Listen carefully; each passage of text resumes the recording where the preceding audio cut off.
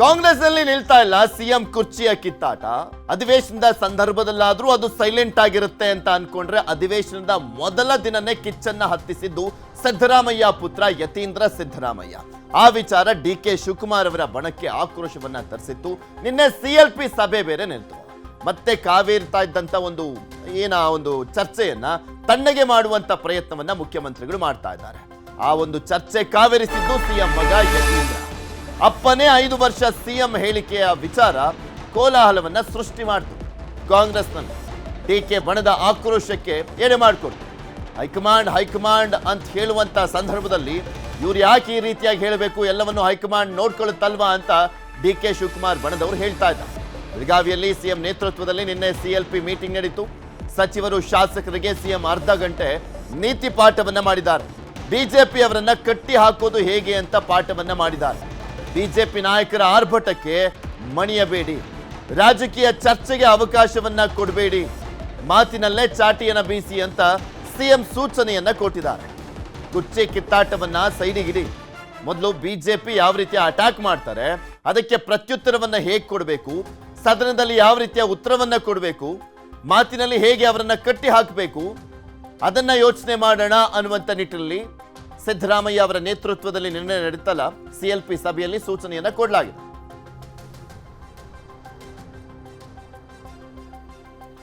ಇನ್ನು ಅವಿಶ್ವಾಸ ನಿಲುವಳಿ ಮಂಡನೆಗೆ ಬಿಜೆಪಿ ಬ್ರೇಕ್ ಅನ್ನ ಹಾಕಿದೆ. ಕುರ್ಚಿ ಫೈಟ್ ನ ಅಸ್ತ್ರವನ್ನ ಮಾಡಿಕೊಂಡು ಹೋರಾಟವನ್ನ ಮಾಡಲಿಕ್ಕೆ ಮುಂದಾಗ್ತಾ ಇದ್ದಾರೆ.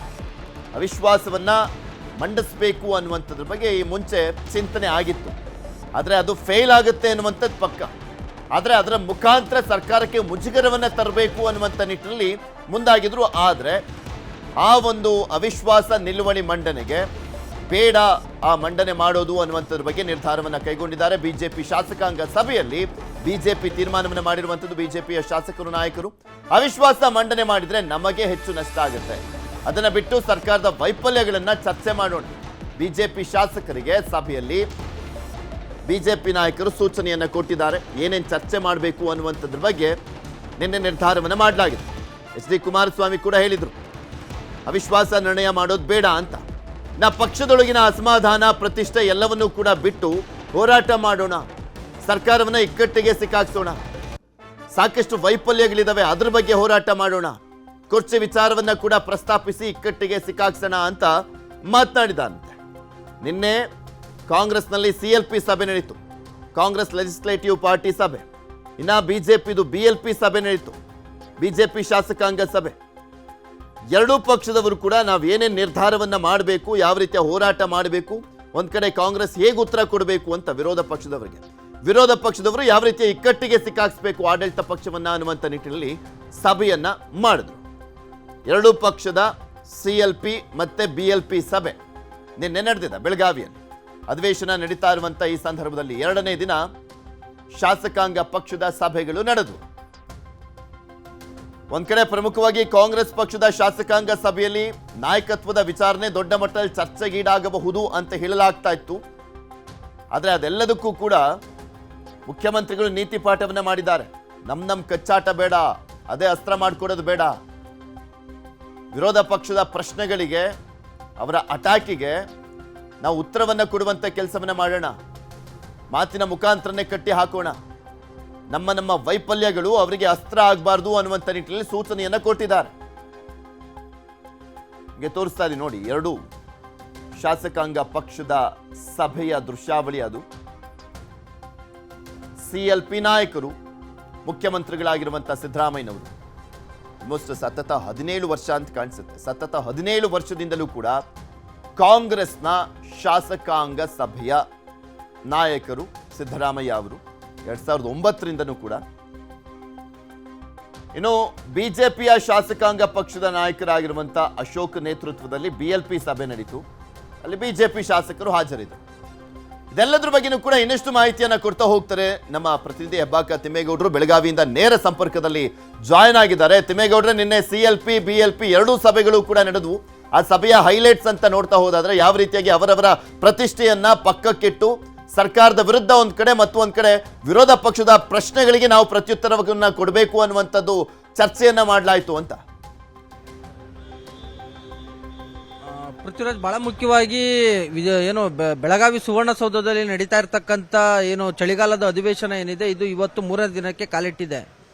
ನಿನ್ನೆ ಏನು ಈ ಒಂದು ಉಭಯ ಸದನಗಳಲ್ಲಿ ಸರ್ಕಾರವನ್ನ ಇಕ್ಕಟ್ಟಿಗೆ ಸಿಲುಕಿಸಬೇಕು ಅನ್ನುವಂತ ನಿಟ್ಟಲ್ಲಿಯೇ ಪ್ರತಿಪಕ್ಷವಾಗಿರ್ತಕ್ಕಂಥ ಬಿಜೆಪಿ ತನ್ನ ಶಾಸಕರ ಒಟ್ಟುಗೂಡಿ ಬಿಜೆಪಿ ಶಾಸಕಾಂಗ ಪಕ್ಷದ ಸಭೆಯನ್ನ ನಡೆಸಿರ್ತಕ್ಕಂಥದ್ದು. ಸಭೆಯಲ್ಲಿ ಏನು ಪಕ್ಷದ ಶಾಸಕರಿಗೆ ನೀತಿ ಪಾಠವನ್ನ ಮಾಡಿರ್ತಕ್ಕಂಥ ಪ್ರತಿಪಕ್ಷ ನಾಯಕ ಆರ್ ಅಶೋಕ್ ಸೇರಿದಂತೆ ಬಿಜೆಪಿ ನಾಯಕರು, ನಾವು ಏನು ಅವಿಶ್ವಾಸ ನಿರ್ಣಯವನ್ನು ತೆಗೆದುಕೊಳ್ಳೋದು ಬೇಡ, ಸರ್ಕಾರದೊಳಗಿನ ಆಂತರಿಕ ಕಚ್ಚಾಟ ಏನಿದೆ ಅಂದ್ರೆ ಸರ್ಕಾರದ ನಾಯಕತ್ವದ ಜಟಾಪಟಿ ವಿಚಾರ ಆಗಿರ್ಬೋದು, D K Shivakumar versus Siddaramaiah ಬಣಗಳ ನಡುವಿನ ಹೇಳಿಕೆಗಳು, ಪ್ರತಿ ಹೇಳಿಕೆಗಳು, ಡಾಕ್ಟರ್ ನಿತೀಂದ್ರ ಸಿದ್ದರಾಮಯ್ಯನವರ ಹೇಳಿಕೆ, ಬಸವರಾಜ ಶಿವಗಂಗಾರ್ ಅವರ ಹೇಳಿಕೆ, ಈ ಒಂದು ಆಂತರಿಕ ಮುಸುಕಿನ ಗುದ್ದಾಟ ಕಚ್ಚಾಟ ಇದೆಯಲ್ಲ, ಅದರ ಒಂದು ಎನ್ಕ್ಯಾಚ್ ಅನ್ನ ಮಾಡ್ಕೊಳ್ಬೇಕಾಗುತ್ತೆ. ಅವರ ಒಂದು ಗದ್ದಲ ಏನಿದೆ, ಆ ಒಂದು ಗದ್ದಲ ಎಬ್ಬಿಸೋದ್ರ ಮುಖಾಂತರ ಅವರ ನಡುವಿನ ಒಂದು ಏನು ಆಂತರಿಕ ಕಚ್ಚಾಟ ಏನಿದೆ ಅದರ ಒಂದು ಲಾಭವನ್ನು ನಾವು ಪಡಿಬೇಕಾಗುತ್ತೆ. ಈ ನಿಟ್ಟಿನಲ್ಲಿ ಏನೋ ಉತ್ತರ ಕರ್ನಾಟಕ ಭಾಗಕ್ಕೆ ಸರ್ಕಾರ ಏನು ಅನುದಾನ ಕೊಡುವಲ್ಲಿ ವಿಫಲವಾಗಿರ್ತಕ್ಕಂಥದ್ದು, ಕಬ್ಬು ಮತ್ತೆ ಮೆಕ್ಕೆಜೋಳದ ವಿಚಾರವಾಗಿರ್ಬೋದು, ಮತ್ತೊಂದು ಕಡೆಯಾಗಿ ನೆರೆ ನಿರ್ವಹಣೆಗೆ ಸಂಬಂಧಪಟ್ಟಂತೆ ಏನು ಶಾಲಾ ಕಾಲೇಜು ಕಟ್ಟಡಗಳ ದುರಸ್ತಿ ಆಗಿರ್ಬೋದು, ಬೆಳೆ ಪರಿಹಾರದಲ್ಲಿ ಗೊಂದಲ ಆಗಿರ್ಬೋದು, ಈ ಎಲ್ಲ ಪ್ರಮುಖ ವಿಚಾರಗಳ ಬಗ್ಗೆ ವಿಷಯಾಧಾರಿತವಾಗಿ ಚರ್ಚೆಯನ್ನ ಮಾಡೋಣ. ಎಲ್ಲರೂ ಕೂಡ ಒಗ್ಗಟ್ಟನ್ನ ಪ್ರದರ್ಶನ ಮಾಡೋಣ. ಅಂದ್ರೆ ಗುಂಪುಗಾರಿಕೆ ಇದೆ ಎನ್ನುವಂತ ನಿಟ್ಟಲ್ಲಿ ಈಗಾಗಲೇ ಕಾಂಗ್ರೆಸ್ ಬಿಂಬಿಸ್ತಾ ಇದೆ. ನಾವು ಗುಂಪುಗಾರಿಕೆಗೆ ಆಸ್ಪದ ಕೊಡಬಾರದು, ಎಲ್ಲರೂ ಕೂಡ ಸಾಮೂಹಿಕವಾಗಿ ಒಗ್ಗಟ್ಟಿನ ಮೂಲಕವಾಗಿ ಆಕ್ರಮಣಕಾರಿ ಒಂದು ಧ್ವನಿಯನ್ನ ಎತ್ತಬೇಕು ಅನ್ನುವಂತ ನಿಟ್ಟಲ್ಲಿ ಪ್ರತಿಪಕ್ಷದ ನಾಯಕರು ತಮ್ಮ ಪಕ್ಷದ ಶಾಸಕರಿಗೆ ನೀತಿ ಪಾಠವನ್ನು ಹೇಳಿರ್ತಕ್ಕಂಥದ್ದು. ಇನ್ನ ಪ್ರತಿಪಕ್ಷದ ತಂತ್ರಗಳಿಗೆ ಪ್ರತಿತಂತ್ರ ಎಂಬಂತೆ ಸಿಎಂ ಸಿದ್ದರಾಮಯ್ಯನವರು ಕೂಡ ತಮ್ಮ ಪಕ್ಷದ ಶಾಸಕರುಗಳಿಗೆ ಹಲವಾರು ಸಲಹೆಯನ್ನು ಕೂಡ ಕೊಟ್ಟಿರ್ತಕ್ಕಂಥದ್ದು. ಏನು ಬಿಜೆಪಿ ಶಾಸಕಾಂಗ ಪಕ್ಷದ ಸಭೆ ನಡೆದಂತ ಹೋಟೆಲ್ಗೆ ಏನು ಎದುರಿನಲ್ಲೇ ಇರ್ತಕ್ಕಂಥ ಖಾಸಗಿ ಹೋಟೆಲ್ನಲ್ಲಿ ಸಭೆಯನ್ನ ನಡೆಸಿದಂತ ಸಿಎಂ ಸಿದ್ದರಾಮಯ್ಯನವರು, ಅಂದ್ರೆ ಶಾಸಕಾಂಗ ಪಕ್ಷದ ಸಭೆಯನ್ನ ನಡೆಸಿದಂತ ಸಿಎಂ ಸಿದ್ದರಾಮಯ್ಯನವರು ಸುಮಾರು 1 ಗಂಟೆಗೂ ಹೆಚ್ಚು ಕಾಲ ಪಕ್ಷದ ಶಾಸಕರು ಮತ್ತೆ ಸಚಿವರಿಗೆ ಏನು ನೀತಿ ಪಾಠವನ್ನ ಹೇಳಿರ್ತಕ್ಕಂಥದ್ದು. ಏನು ಯಾರು ಕೂಡ ಭಾವೋದ್ವೇಗಕ್ಕೆ ಒಳಗಾಗಬೇಡಿ, ನಾವು ಮತ್ತೆ ಡಿ ಕೆ ಶಿವಕುಮಾರ್ ಇಬ್ರು ಕೂಡ ಒಗ್ಗಟ್ಟಾಗಿದ್ದೀವಿ, ನಾವು ಹೈಕಮಾಂಡ್ ತೀರ್ಮಾನಕ್ಕೆ ಬದ್ಧ ಅನ್ನುವಂತ ಒಂದು ಮಾತನ್ನ ಹೇಳಿದೀವಿ, ಅದಕ್ಕೆ ನಾವು ಈಗಲೂ ಕೂಡ ಬದ್ಧವಾಗಿರ್ತೀವಿ. ಆದ್ರೆ ಬಿಜೆಪಿ ನಾಯಕರು ಸದನದ ಒಳಗೆ ಮತ್ತೆ ಹೊರಗೆ ಸರ್ಕಾರವನ್ನು ಇಕ್ಕಟ್ಟಿಗೆ ಸಿಲುಕಿಸಬೇಕು ಅನ್ನುವಂತ ನಿಟ್ಟಲ್ಲಿ ಈಗಾಗಲೇ ಪ್ಲಾನ್ ಮಾಡ್ಕೊಂಡಿದ್ದಾರೆ. ಯಾರು ಕೂಡ ಪ್ರಚೋದನೆಗೆ ಒಳಗಾಗಬೇಡಿ, ಇದು ಎಲ್ಲ ಒಂದು ಕಡೆಯಾಗಿ ಬೇರೆಯವ್ರಿಗೆ ಅವಕಾಶವನ್ನ ಮಾಡಿಕೊಟ್ಟಂತಾಗುತ್ತೆ. ಯಾಕಂತ ಹೇಳಿದ್ರೆ ಉತ್ತರ ಕರ್ನಾಟಕ ಭಾಗದ ಚರ್ಚೆಗೆ ಉತ್ತರ ಕರ್ನಾಟಕ ಭಾಗದ ಸಮಸ್ಯೆಗಳಿಗೆ ಸ್ಥಳದಲ್ಲೇ ಪರಿಹಾರವನ್ನ ಕಂಡುಕೊಳ್ಬೇಕು ಅನ್ನುವಂತ ನಿಟ್ಟಲ್ಲಿ ಈ ಒಂದು ಚಳಿಗಾಲದ ಅಧಿವೇಶನ ನಡೆಸ್ತಾ ಇರ್ತಕ್ಕಂಥದ್ದು. ನನ್ನ ಅವಧಿಯಲ್ಲಿ ಇಂಥದ್ದೊಂದು ಇದಕ್ಕೆ ಆಗಬಾರ್ದು, ಅಂದ್ರೆ ಇಂಥದ್ದೊಂದು ಟೀಕೆಗಳಿಗೆ ಆಸ್ಪದ ಕೊಡಬಾರದು. ಹೀಗಾಗಿ ತಾವೆಲ್ಲರೂ ಕೂಡ ಉತ್ತರ ಕರ್ನಾಟಕ ಭಾಗ ಸೇರಿದಂತೆ ರಾಜ್ಯ ಸರ್ಕಾರ ಅಧಿಕಾರಕ್ಕೆ ಬಂದಂತ ಸಂದರ್ಭದಲ್ಲಿ ಜನರಿಗೆ ಏನೇನು ಕಾರ್ಯಕ್ರಮಗಳನ್ನ ಕೊಟ್ಟಿದ್ದೀವಿ, ಎಸ್ಪೆಷಲಿ ಉತ್ತರ ಕರ್ನಾಟಕ ಭಾಗದ ಜನರಿಗೆ ಕೊಟ್ಟಿರ್ತಕ್ಕಂಥ ಒಂದು ಕಾರ್ಯಕ್ರಮಗಳ ಪಟ್ಟಿಯನ್ನೇ ಸಿಎಂ ಸಿದ್ದರಾಮಯ್ಯನವರು ಪಕ್ಷದ 140 ಮಂದಿ ಶಾಸಕರಿಗೆ ಎಲ್ಲರಿಗೂ ಕೂಡ ಕೊಟ್ಟಿದ್ದಾರೆ. ಸುಮಾರು 4 ಪೇಜ್ಗಳ ಇರ್ತಕ್ಕಂಥ ಈ ಒಂದು ಪ್ರತಿಯನ್ನ ಎಲ್ಲರಿಗೂ ಕೂಡ ಕೊಟ್ಟಿರ್ತಕ್ಕಂಥದ್ದು.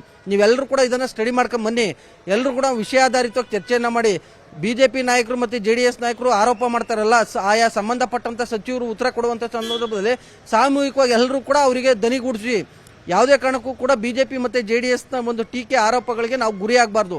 ಈ ನಿಟ್ಟಿನಲ್ಲಿ ಸಾಮೂಹಿಕವಾಗಿ ಒಗ್ಗಟ್ಟನ್ನು ಪ್ರದರ್ಶನ ಮಾಡೋದ್ರ ಮುಖಾಂತರ ನಾವು ವಿರೋಧ ಪಕ್ಷಗಳ ಒಂದು ಟೀಕೆ ಆರೋಪಗಳಿಗೆ ಪ್ರತಿತಂತ್ರ ಎಂಬಂತೆ ಕೌಂಟರ್ನ ಕೊಡಬೇಕಾಗುತ್ತೆ ಅನ್ನುವಂಥ ಒಂದು ನೀತಿ ಪಾಠವನ್ನು ಹೇಳಿರ್ತಕ್ಕಂಥದ್ದು. ಮತ್ತೊಂದು ಕಡೆಗೆ ಇನ್ನು ಗ್ಯಾರಂಟಿ ವಿಚಾರದಲ್ಲೇ ಕೂಡ ಕೆಲ ಸಚಿವರುಗಳು ಕೂಡ ಶಾಸಕರು ಕೂಡ ಅಸಮಾಧಾನವನ್ನು ವ್ಯಕ್ತಪಡಿಸಿದ್ದಾರೆ. ಗ್ಯಾರಂಟಿಗಳನ್ನು ನೆಚ್ಕೊಂಡು ಹೋದ್ರೆ ನಾವು ಮುಂದಿನ ಚುನಾವಣೆ ಎದುರಿಸೋಕ್ಕಾಗೋದಿಲ್ಲ ಅನ್ನುವಂಥ ಒಂದು ಅಸಮಾಧಾನವನ್ನು ಕೂಡ ವ್ಯಕ್ತಪಡಿಸಿದ್ದಾರೆ ಎನ್ನುವಂಥ ಒಂದು ಮಾಹಿತಿ ಕೂಡ ಲಭ್ಯ ಆಗಿರ್ತಕ್ಕಂಥದ್ದು. ಎಸ್ಪೆಷಲಿ ಈ ಒಂದು ಬಣ ರಾಜಕೀಯಕ್ಕೆ ಸಂಬಂಧಪಟ್ಟಂತೆ ಈಗಷ್ಟೇ ನಮ್ಮ ನ್ಯೂಸ್ 18ಗೆ ಲಭ್ಯ ಆಗಿರ್ತಕ್ಕಂಥ ಮಾಹಿತಿ ಪ್ರಕಾರ ಸಿಎಂ ಡಿ ಕೆ ಶಿವಕುಮಾರ್ ಅವರು ಕೂಡ ಬಿಜೆಪಿ ನಾಯಕರು ಮತ್ತೆ ಜೆಡಿಎಸ್ ನಾಯಕರ ಪ್ರವೋಕೇಶನ್, ಭಾವೋದ್ವೇಗ, ಅವರ ಒಂದು ಟೀಕೆಗಳಿಗೆ, ಅವರ ಒಂದು ಪ್ರಚೋದನೆಗಳಿಗೆ ಭಾವೋದ್ವೇಗಕ್ಕೆ ಒಳಗಾಗಬೇಡಿ, ಯಾವುದೇ ಕಾರಣಕ್ಕೂ ಕೂಡ ಗೊಂದಲಮಯವಾದಂತ ಹೇಳಿಕೆಯನ್ನ ಕೊಡಬೇಡಿ, ನಾವು ನಮ್ಮ ಬಣದ ಹೇಳಿಕೆಗಳನ್ನ ಹೈಕಮಾಂಡ್ ಸೂಕ್ಷ್ಮವಾಗಿ ಗಮನಿಸ್ತಾ ಇದೆ, ಇದು ಎಲ್ಲ ಒಂದ್ ಕಡೆಗೆ ನನಗೆ ಹಿನ್ನಡೆ ಆಗುತ್ತೆ ಅನ್ನುವಂತ ಒಂದು ಸಲಹೆಯನ್ನ ತಮ್ಮ ಬಣದ ಶಾಸಕರಿಗೆ ಕೊಟ್ಟಿದ್ದಾರೆ ಅನ್ನುವಂತ ಒಂದು ಮಾಹಿತಿ ಸದ್ಯಕ್ಕೆ ಲಭ್ಯ ಆಗಿರುವಂತದ್ದು. ಪೃಥ್ವಿರಾಜ್, ಸಹ ಕೈದಿಗಳ ಮೇಲೆ ಹಲ್ಲೆ ಮಾಡಿದ್ರ ನಟ ದರ್ಶನ್, ಜೈಲಾಧಿಕಾರಿಗಳ ರಿಪೋರ್ಟ್ ನಲ್ಲಿ ಏನಿದೆ? ಕಾಟೇರನಿಗೆ ಸಿಕ್ತಾ ಟಿವಿ, ಡೆವಿಲ್ ಅಬ್ಬರ ನೋಡಿದ್ರ? ದರ್ಶನ್ ಕಿರಿಕ್. ಸಹ ಕೈದಿಗಳ ಮೇಲೆ ಹಲ್ಲೆ ಮಾಡಿದ್ರ ದರ್ಶನ್ ಅನ್ನುವಂತ ಪ್ರಶ್ನೆ ಎದ್ದಿತ್ತು. ಆ ಒಂದು ವಿಚಾರ ಚರ್ಚೆ ಆಗ್ತಾ ಇತ್ತು. ಜೈಲಾಧಿಕಾರಿಗಳ ರಿಪೋರ್ಟ್ ನಲ್ಲಿ ಹಾಗಾದ್ರೆ ಏನಿದೆ? ಆ ವಿಚಾರಕ್ಕೆ ಸಂಬಂಧಪಟ್ಟಂತೆ ಒಂದು ರಿಪೋರ್ಟ್ ಅನ್ನ ಕೊಟ್ಟಿದ್ದಾರೆ ಜೈಲಾಧಿಕಾರಿಗಳು. ಹಾಗಾದ್ರೆ ದರ್ಶನ್ ಹಲ್ಲೆಯನ್ನ ಮಾಡಿದ್ದು ನಿಜಾನಾ ಇಲ್ವಾ? ಅದ್ರ ಬಗ್ಗೆ ಹೇಳ್ತಾ ಹೋಗ್ತೀವಿ. ನ್ಯೂಸ್ 18ನಲ್ಲಿ ಎಕ್ಸ್ಕ್ಲೂಸಿವ್ ಆದಂಥ ಮಾಹಿತಿಯನ್ನು ನಿಮ್ಮ ಮುಂದೆ ಇಡ್ತಾ ಇದ್ವಿ. ಏಕೆಂದರೆ ದರ್ಶನ್ ಫ್ರಸ್ಟ್ರೇಷನ್ಗೆ ಒಳಗಾಗಿ ಅವರ ಬ್ಯಾರಕ್ನಲ್ಲಿರುವಂತಹ ಅನುಕುಮಾರ್, ಜಗದೀಶ್, ಪ್ರದೂಷ್, ಲಕ್ಷ್ಮಣ್ ಅವರ ಮೇಲೆ ಹಲ್ಲೆಯನ್ನ ಮಾಡಿದ್ರು ಅಂತ ಹೇಳಲಾಗ್ತಾ ಇತ್ತು. ಬ್ಯಾರಕ್ನಲ್ಲಿದ್ದಂಥವರ ಮೇಲೆ ದರ್ಶನ್ ಹಲ್ಲೆ ವಿಚಾರಕ್ಕೆ ಟ್ವಿಸ್ಟ್ ಸಿಗ್ತಾ ಇದೆ. ಜೊತೆಗಿದ್ದಂಥವರಿಗೆ ಒದ್ದೆ ಇಲ್ವಾ ಡೆವಿಲ್ ದರ್ಶನ್? ಬ್ಯಾರಕ್ನಲ್ಲಿದ್ದಂಥವರ ಮೇಲೆ ಹಲ್ಲೆ ಮಾಡಿಲ್ವಾ ಹಾಗಾದ್ರೆ ದರ್ಶನ್? ಜೈಲ್ನ ಸೂಪರಿಂಟೆಂಡೆಂಟ್ ಅಂಶುಕುಮಾರ್ ಅವರು ವರದಿಯನ್ನ ಕೊಟ್ಟಿದ್ದಾರೆ. ಎಡಿಜಿಪಿ ದಯಾನಂದ್ಗೆ ಅಂಶುಕುಮಾರ್ ರಿಪೋರ್ಟ್ ಅನ್ನ ಕೊಟ್ಟಿದ್ದಾರೆ.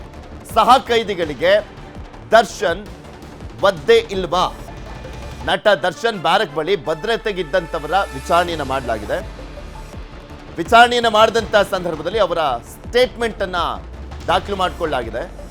3 ಪಾಳಿಯ 6 ಸಿಬ್ಬಂದಿಯ ವಿಚಾರಿಸಿರುವಂಥದ್ದು ಅಂಶುಕುಮಾರ್. ಗಲಾಟೆ ಹಲ್ಲೆ ನಡೆದಿಲ್ಲ ಅಂತ ಹೇಳಿದಾರಂತೆ ಜೈಲು ಸಿಬ್ಬಂದಿ. ಹಾಗಾದ್ರೆ ದರ್ಶನ್ ಹೊಡೆದಿಲ್ಲ ಅಂತಾನೆ. ಬಿಕಾಸ್ ಆ ರಿಪೋರ್ಟ್ ಅಷ್ಟೇ ಅಲ್ವಾ ನಾವು ನೋಡೋದು. ರಿಪೋರ್ಟ್ ಅಷ್ಟೇ ಇಂಪಾರ್ಟೆಂಟ್ ಆಗುತ್ತೆ. ಯಾರೋ ಹೇಳಿದ್ರು, ಯಾರೋ ಕೇಳಿದ್ರು, ಏನೋ ವಿಚಾರ ಬಂತು ಅನ್ನೋದಕ್ಕಿಂತ ರಿಪೋರ್ಟ್ನಲ್ಲಿ ಏನಿರುತ್ತೆ ಅದನ್ನೇ ಮೆನ್ಷನ್ ಮಾಡಿರ್ತಾರೆ. ಅಂದರೆ ಯಾರು ಏನು ಹೇಳಿರ್ತಾರೆ, ಏನು ನೋಡಿರ್ತಾರೆ ಅದನ್ನು ಮೆನ್ಷನ್ ಮಾಡಿರ್ತಾರಲ್ವಾ. ಸೊ ಹೀಗಾಗಿ ದರ್ಶನ್ ಒದ್ದೆ ಇಲ್ಲ ಅಂತಾನೆ ಅರ್ಥ. ಜೈಲಿನಲ್ಲಿ ನಟ ದರ್ಶನ್ ಮತ್ತು ಟೀಮ್ ನಾರ್ಮಲ್ ಆಗಿದ್ದಾರೆ. ಸದ್ಯ ಸಿಬ್ಬಂದಿ ಕೊಟ್ಟಿರುವಂಥ ಹೇಳಿಕೆ ಆಧರಿಸಿ ಪ್ರಾಥಮಿಕ ವರದಿಯನ್ನು ಕೊಡಲಾಗಿದೆ. ಹಾಗಾದ್ರೆ ಜೊತೆಗಿದ್ದಂಥವರಿಗೆ ಒದ್ದೆ ಇಲ್ವಾ ನಟ ದರ್ಶನ್ ಅಂದ್ರೆ ಒದ್ದೆ ಇಲ್ಲ ಅಂತಾನೆ ಅನ್ಕೊಳ್ಬೇಕು ಆ ರಿಪೋರ್ಟ್ ಪ್ರಕಾರ. ಕೊನೆಗೂ ದರ್ಶನ್ ಬ್ಯಾರಕ್ಕಿಗೆ ಟಿವಿಯನ್ನ ಬುಕ್ ಮಾಡಲಾಗಿದೆ. ಹೊಸ ಟಿವಿಯನ್ನೇ ಹಾಕ್ತಾ ಇದ್ದಾರಂತೆ ಸಿಬ್ಬಂದಿ. ಹೊಸ ಟಿವಿಯನ್ನ ಹಾಕಲಾಗ್ತಾ ಇದೆ. ದರ್ಶನ್ ಮನವಿಯನ್ನ ಮಾಡಿಕೊಂಡಿದ್ರು ವಿಚಾರಣೆಯ ಸಂದರ್ಭದಲ್ಲಿ ಕೋರ್ಟ್ನಲ್ಲಿ. ಅದಾದ್ಮೇಲೆ ಕೋರ್ಟ್ ಆದೇಶವನ್ನ ಮಾಡಿತ್ತು ಟಿವಿಯನ್ನ ಕೊಡಿ ಅಂತ. ನಿನ್ನೆ ಬುಕ್ ಆಗಿದ್ದು ಇಂದು ಬ್ಯಾರಕ್ಕಿಗೆ ಫಿಕ್ಸ್ ಮಾಡುವಂತ ಸಾಧ್ಯತೆ.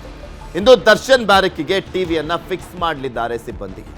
ಟಿವಿ ಫಿಕ್ಸ್ ಆದ್ರೂ ಕೂಡ ಸೀಮಿತ ಚಾನೆಲ್ಗಳು ಮಾತ್ರ ನೋಡ್ಲಿಕ್ಕೆ ಅವಕಾಶ ಅಂತೆ. ಆ ಸೀಮಿತ ಚಾನೆಲ್ಗಳು ಯಾವೋ ಗೊತ್ತಿಲ್ಲ. ಯಾವೆಲ್ಲ ಚಾನೆಲ್ಗಳನ್ನ ನೋಡ್ಲಿಕ್ಕೆ ಅವಕಾಶವನ್ನ ಮಾಡಿಕೊಡ್ತಾರೋ ಏನೋ.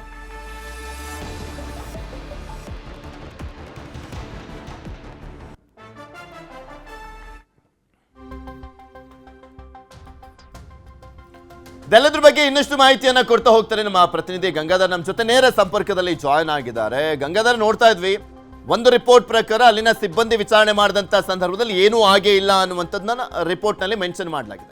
ಇನ್ನು ಒಂದ್ ಕಡೆ ದರ್ಶನ್ ಬ್ಯಾರಕ್ ನಲ್ಲಿ CCTVಯನ್ನ ಅಳವಡಿಸಲಾಗ್ತಾ ಇತ್ತು ಅಂತ ಹೇಳಲಾಗ್ತಾ ಇತ್ತಲ್ಲ, ಅಳವಡಿಸಿದ್ದಾರಾ? ಅದ್ರ ಬಗ್ಗೆ ಪರಿಶೀಲನೆ ಮಾಡಿದಾರಾ? ಅದರಲ್ಲಿ ಏನು ಆಗಿಲ್ವಂತ, ಅಥವಾ ಅಳವಡಿಸದಲ್ಲೇ ಇರುವಂತ ಕಾರಣಕ್ಕೋಸ್ಕರ ಸಿಬ್ಬಂದಿಯನ್ನ ವಿಚಾರಣೆ ಮಾಡಿ ರಿಪೋರ್ಟ್ ಕೊಟ್ಟಿರೋದಾ? ಪೃಥ್ವಿರಾಜ್, ಪ್ರಮುಖವಾಗಿ ಅಂದ್ರೆ ಈಗ ದರ್ಶನ್ ಇರುವಂತಹ ಒಂದು ಬ್ಯಾರಕ್ ಅಲ್ಲಿ ದರ್ಶನ್ ತನ್ನ ಸಹಕೈದಿಗಳ ಜೊತೆ ಅವರನ್ನು ಕಾಲಲ್ಲಿ ಓದಿದ್ದಾರೆ ಮತ್ತೆ ಹಲ್ಲೆ ಮಾಡಿದ್ದಾರೆ ಅಂತ ಒಂದು ಆರೋಪ ಮತ್ತೆ ಆ ಒಂದು ಸುದ್ದಿಗಳು ಸಾಕಷ್ಟು ಹರಿದಾಡಿತ್ತು. ಅದನ್ನ ಗಂಭೀರವಾಗಿ ತೆಗೆದುಕೊಂಡಂತ ಈಗ ಆ ಒಂದು ಅಧಿಕಾರವನ್ನು ವಹಿಸಿಕೊಂಡಿರುವಂತದ್ದು ಸೂಪರಿಂಟೆಂಡೆಂಟ್ ಆಗಿರೋ SP ಅಂತ ಅಂಶುಕುಮಾರ್ ಅವರು ಸಿಬ್ಬಂದಿಗಳನ್ನ ವಿಚಾರಣೆ ಮಾಡಿದ್ದಾರೆ. ಯಾಕಂದ್ರೆ 3 ಪಾಳಿಯಲ್ಲಿ 6 ಮಂದಿ ಸಿಬ್ಬಂದಿಗಳು ಇರ್ತಾರೆ ದರ್ಶನ್ ಅವರ ಬ್ಯಾರಕ್ ಬಳಿ. ಮತ್ತೆ ಅವರ ಬಾಡಿ ಓನ್ ಕ್ಯಾಮೆರಾ ಕೂಡ ಇರುತ್ತೆ. ಈ ನಿಟ್ಟಿನಲ್ಲಿ ಅವರನ್ನ ವಿಚಾರಣೆ ಮಾಡಿದಂತಹ ಸಂದರ್ಭದಲ್ಲಿ ಅವರ ಗಮನಕ್ಕೆ, ಅಂದ್ರೆ ತಮ್ಮ ಗಮನಕ್ಕೆ ದರ್ಶನ್ ಅವರ ಒಂದು ಗಲಾಟೆ ಮಾಡಿಕೊಂಡಿರುವ ವಿಚಾರ ನಮ್ಗೆ ಯಾವುದೇ ರೀತಿ ಗೊತ್ತಿಲ್ಲ. ಮತ್ತೆ ಅವರು ತಮ್ಮ ಗಮನಕ್ಕೂ ಕೂಡ ಯಾವುದೇ ರೀತಿ ದೂರನ್ನು ಕೂಡ ಸಿಬ್ಬಂದಿಗಳು ಅಂದ್ರೆ ಅಲ್ಲಿನ ಸಹಕೈದಿಗಳು ನಮಗೆ ಹೇಳಿಲ್ಲ ಅನ್ನೋ ರೀತಿಯಲ್ಲಿ ಅವರು ಕೂಡ ಸ್ಟೇಟ್ಮೆಂಟ್ ಅನ್ನ ಕೊಟ್ಟಿದ್ದಾರೆ. ಆದ್ರೆ ಇತ್ತೀಚೆಗೆ ಕಳೆದ 2-3 ದಿನಗಳ ಹಿಂದೆ ದರ್ಶನ್ ಡೆವಿಲ್ ವಿಚಾರದ ಬಗ್ಗೆ, ಅಂದ್ರೆ ಸಿನಿಮಾದ ಪ್ರಮೋಷನ್ ಆಗಿರ್ಬೋದು, ಅದರ ಸಕ್ಸಸ್ ವಿಚಾರಗಳ ಬಗ್ಗೆ ತಮ್ಮ ಗಮನದಲ್ಲಿ ಅಂದ್ರೆ ಸಿಬ್ಬಂದಿಗಳ ಬಳಿ ಹೇಳ್ಕೊಂಡಿದ್ರು. ಅದನ್ನು ಹೊರತುಪಡಿಸಿ ಗಲಾಟೆ ಆಗಿರ್ಬೋದು ಅಥವಾ ಸಹಕೈದಿಗಳಿಗೆ ಅವರು ಒದ್ದಿದ್ದಾರೆ, ಹಲ್ಲೆ ಮಾಡಿದ್ದಾರೆ ಅನ್ನೋದ್ರ ಬಗ್ಗೆ ತಮ್ಮ ಬಳಿ ಯಾವುದೇ ರೀತಿಯಾದಂತಹ ದೂರುಗಳನ್ನ ಆಗಿರ್ಬೋದು ತಮ್ಮ ಗಮನಕ್ಕೂ ಇಲ್ಲ. ನಾವು ನೋಡದಂತೆ ಯಾವುದೇ ರೀತಿಯಾದಂತಹ ಘಟನೆ ನಡೆದಿಲ್ಲ ಅನ್ನೋ ರೀತಿಯಲ್ಲಿ ಸಿಬ್ಬಂದಿಗಳು ಹೇಳಿಕೆಗಳನ್ನ ಕೊಟ್ಟಿರುವಂತದ್ದು. ಅದೇ ರೀತಿಯಾಗಿ ಎಡಿಜಿಪಿ ದಯಾನಂದ್ರ ಅವರಿಗೆ ಈಗ SP ಅಂಶುಕುಮಾರ್ ಅವರು ಕೂಡ ಒಂದು ಪ್ರೈಮರಿ ರಿಪೋರ್ಟ್ ಅನ್ನ ಅವರಿಗೆ ಕೊಟ್ಟಿದ್ದಾರೆ. ಸರ್, ಈ ರೀತಿಯಾದಂತಹ ಯಾವುದೇ ರೀತಿ ಇನ್ಸಿಡೆಂಟ್ ಅವರ ಬ್ಯಾರಕ್ ಅಲ್ಲಿ ನಡೆದಿಲ್ಲ ಅನ್ನೋ ರೀತಿಯಲ್ಲಿ ಅವರು ಮಾಹಿತಿಯನ್ನ ಕೊಟ್ಟಿರುವಂತದ್ದು. ಮತ್ತೆ ಅವರ ಸ್ಟೇಟ್ಮೆಂಟ್ ಅನ್ನ ವಿಡಿಯೋ ರೆಕಾರ್ಡ್ ಕೂಡ ಮಾಡುವಂತದ್ದು. ಸಿಬ್ಬಂದಿಗಳ ಒಂದು ವಿಡಿಯೋ ರೆಕಾರ್ಡ್ ಮಾಡಿ ಅವ್ರ ಸ್ಟೇಟ್ಮೆಂಟ್ ಅನ್ನ ಎಲ್ಲ ಕೂಡ ಸಹಿಯನ್ನ ಪಡೆದು ಅವೆಲ್ಲವನ್ನು ಕೂಡ ಈಗ ರೆಕಾರ್ಡ್ ಅಲ್ಲಿ ಇರಬೇಕು ಅನ್ನೋ ಕಾರಣಕ್ಕೆ ಅವೆಲ್ಲ ಸಿಬ್ಬಂದಿಗಳ ಸ್ಟೇಟ್ಮೆಂಟ್ ಅನ್ನ ಈಗ ದಯಾನಂದ್ ಅವರಿಗೆ ಕೊಡಲಾಗಿದೆ. ಅದೇ ರೀತಿಯಾಗಿ ಅವರ ಒಂದು ಗಾಡಿಯನ್ನ ಅಂದ್ರೆ ಅವರ ಬ್ಯಾರಕ್ ಅಲ್ಲಿ CCTVಯನ್ನ ಕೂಡ ಅಳವಡಿಕೆ ಮಾಡೋಕೆ ಈಗ ಸೂಚನೆ ಕೊಡಲಾಗಿದೆ. ಅದರ ಪ್ರೊಸೀಜರ್ ಕೂಡ ನಡೀತಾ ಇದೆ ಅಂತೇಳಿ ಜೈಲಿನ ಉನ್ನತ ಮೂಲಗಳಿಂದ ಮಾಹಿತಿ ಗೊತ್ತಾ ಇರೋದು. ಸೀನಿಯರ್ ಆಫೀಸರ್ಸ್ ಕೂಡ ಅದ್ರ ಬಗ್ಗೆ ನ್ಯೂಸ್ 18 ಕನ್ನಡಕ್ಕೆ ಮಾಹಿತಿಯನ್ನ ಕೊಟ್ಟಿರುವಂತದ್ದು. ಜೊತೆಗೆ ಇವತ್ತು ಅಂದ್ರೆ ಕೋರ್ಟ್ ಸೂಚನೆ ಅಂತ ಇವತ್ತು ಟಿವಿ ಅಂದ್ರೆ ಹೊಸ ಒಂದು ಟಿವಿಯನ್ನ ಇವತ್ತು ದರ್ಶನ್ ಅವರ ಬ್ಯಾರಕ್ಕೆ ಇವತ್ತು ಅಂದ್ರೆ ಅಲ್ಲಿ ಫಿಕ್ಸ್ ಮಾಡ್ತಾ ಇರುವಂತದ್ದು. ಮತ್ತೆ ಅಲ್ಲಿ ಸೀಮಿತ ಚಾನೆಲ್ನಷ್ಟೇ ನೋಡೋಕೆ ಅವಕಾಶವನ್ನ ಕೊಡಲಿದ್ದಾರೆ ಅಂತೇಳಿ ಜೈಲಿನ ಹಿರಿಯ ಅಧಿಕಾರಿಗಳು ಒಂದು ಮಾಹಿತಿಯನ್ನ ಕೊಟ್ಟಿದ್ದಾರೆ. ಇವತ್ತು ಆಲ್ಮೋಸ್ಟ್ ನಾವು ಅವರ ಜೈಲಿಗೆ ಫಿಕ್ಸ್ ಅನ್ನ ಮಾಡ್ತೀವಿ. ಅಂದ್ರೆ ಬೇರೆ ಬೇರೆ ಬ್ಯಾರಕ್ಗಳಿಗೆ ಆ ಒಂದು ಟಿವಿಗಳನ್ನ ಕೊಡುವಂತ ಸಂದರ್ಭದಲ್ಲಿ ಹಳೆ ಟಿವಿಗಳನ್ನೇ ಬೇರೆ ಬೇರೆ ಬ್ಯಾರಕ್ಗಳಿದ್ದನ್ನ ಶಿಫ್ಟ್ ಮಾಡುವಂಥದ್ದು ಅಲ್ಲಿ ಕಾಮನ್ನು.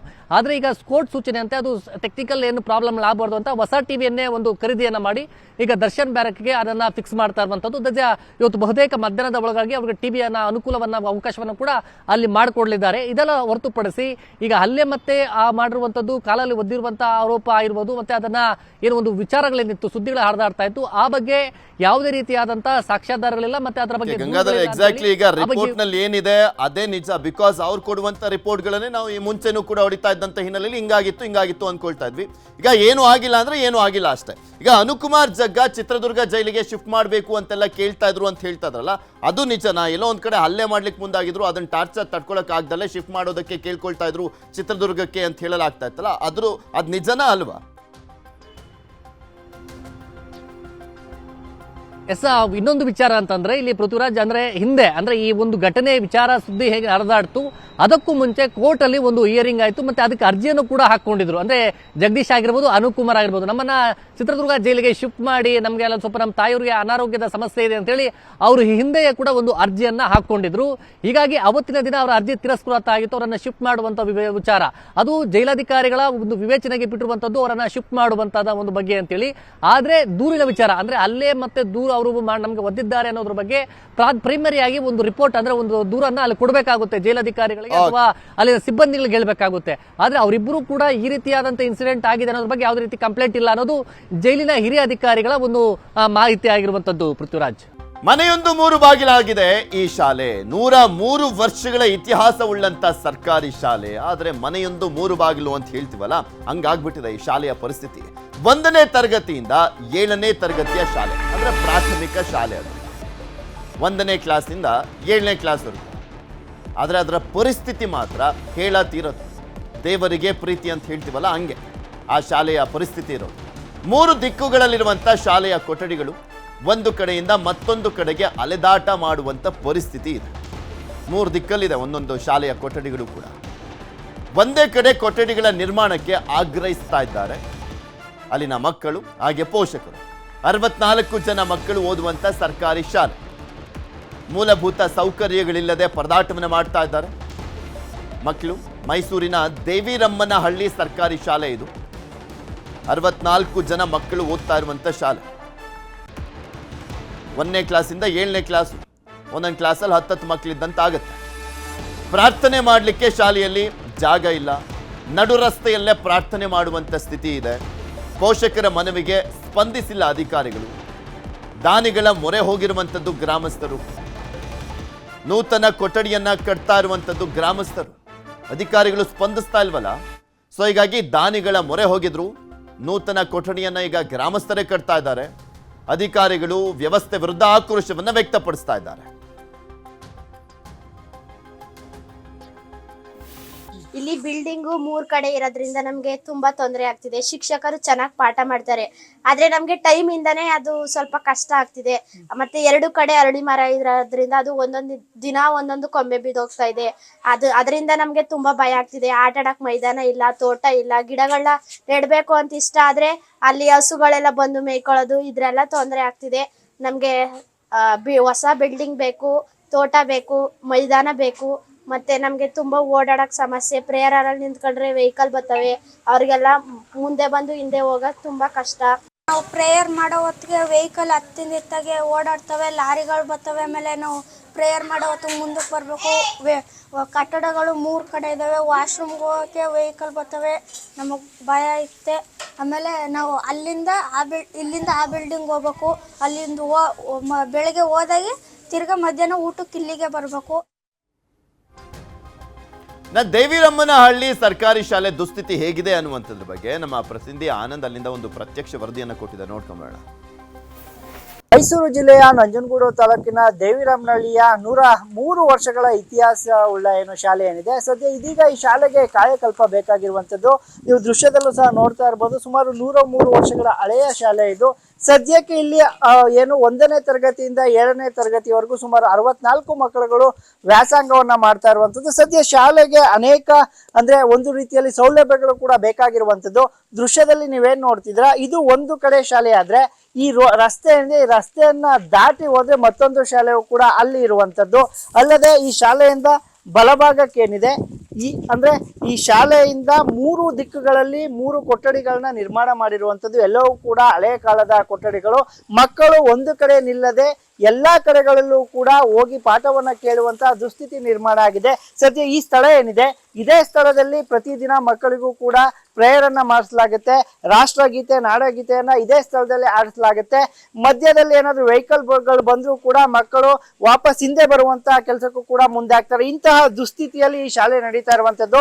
ಇನ್ನು ಈ ಶಾಲೆಯ ದುಸ್ಥಿತಿ ಬಗ್ಗೆ ಮಾತನಾಡ್ಲಿಕ್ಕೆ ದೇವಿರಾಮನಹಳ್ಳಿ ಗ್ರಾಮದ ಏನು ಗ್ರಾಮಸ್ಥರು ನನ್ನ ಜೊತೆ ಇದ್ದಾರೆ. ನಾನು ಅವ್ರನ್ನ ಮಾತಾಡಿಸ್ತಾ ಹೋಗ್ತೀನಿ. ಪ್ರೇಯರ್ ಮಾಡ್ಬೇಕಾರೆ, ಒಂದು ಫಂಕ್ಷನ್ ಮಾಡ್ಬೇಕಾರೆ ಸಖತ್ ಹಿಂಸೆ, ಮಕ್ಕಳೆಲ್ಲ ಹಿಂಸೆ, ಗಾಡಿಲಿ ವೆಹಿಕಲ್ ಬರ್ತವೆ.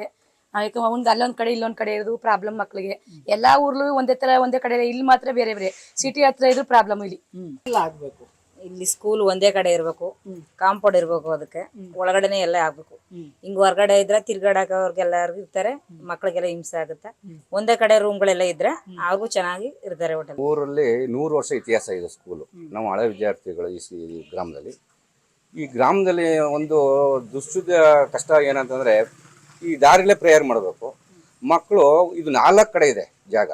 ಒಂದು 100 ವರ್ಷ ತುಂಬಿರೋದು ಒಂದು ಕಡೆ ಆದರೆ, ಇಲ್ಲಿ 2, ಆ ಕಡೆ ಪಂಚಾಯತ್ ಆಫೀಸ್ ಕಡೆ ಒಂದು ಬಿಲ್ಡಿಂಗ್ ಇದೆ.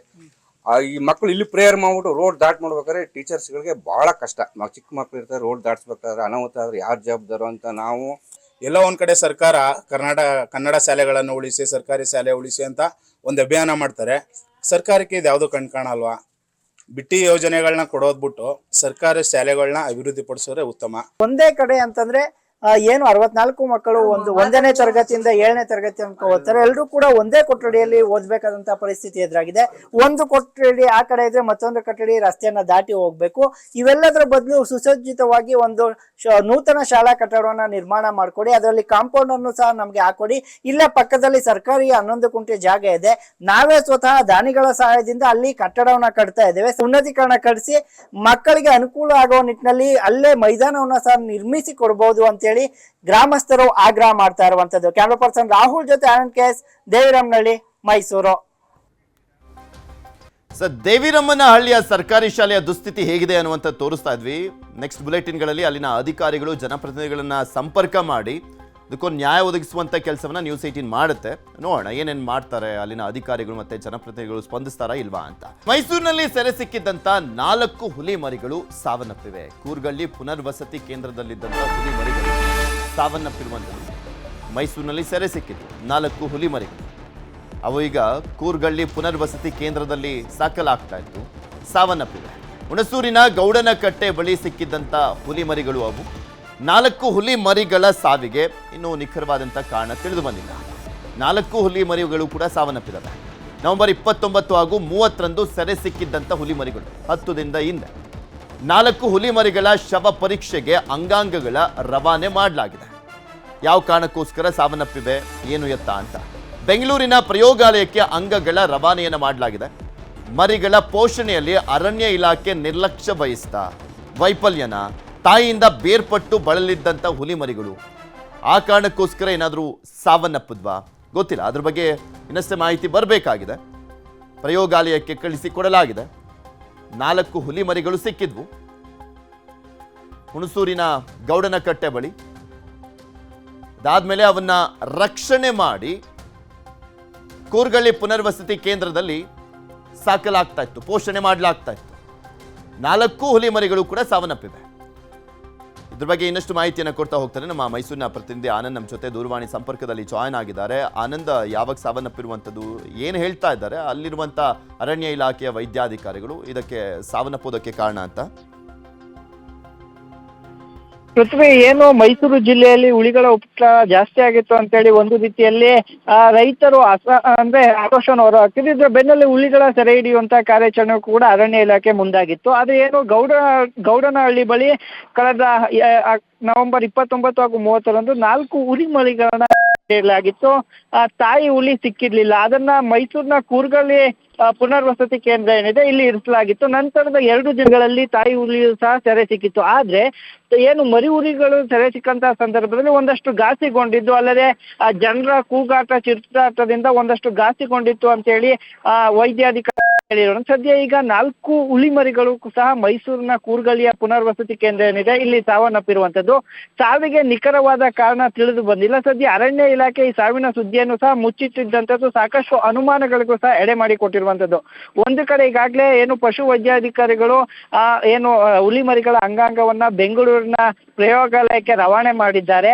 ಅಲ್ಲಿ ರಿಪೋರ್ಟ್ ಬಂದ ಬಳಿಕ ಹುಲಿ ಮರಿಗಳ ಸಾವಿಗೆ ನಿಖರವಾದ ಕಾರಣ ಗೊತ್ತಾಗುತ್ತೆ. ಪೃಥ್ವಿ. ಓಕೆ, ಧನ್ಯವಾದ ಆನಂದ್ ನಿಮ್ಮೆಲ್ಲ ಮಾಹಿತಿಗಾಗಿ.